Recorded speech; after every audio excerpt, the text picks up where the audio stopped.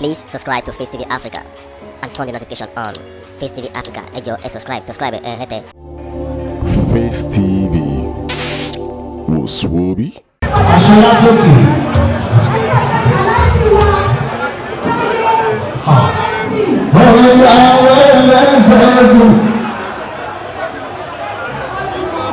Alaji, ẹ má bínú, ẹ jẹ́ sáré kílẹ̀ nígbà yẹn.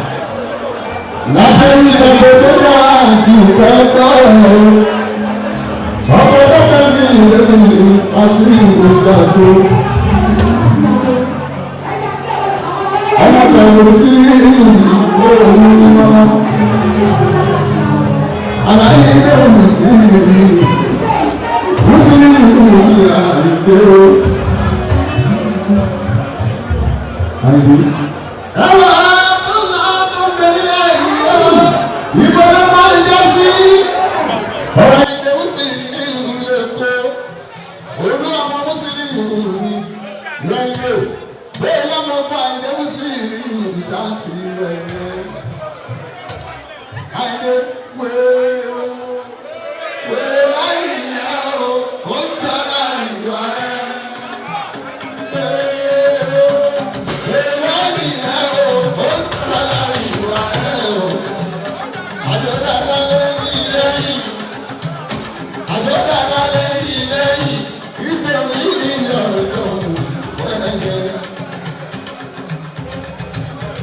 Ọ̀rọ̀ mi tó ti ní ìṣèbínú.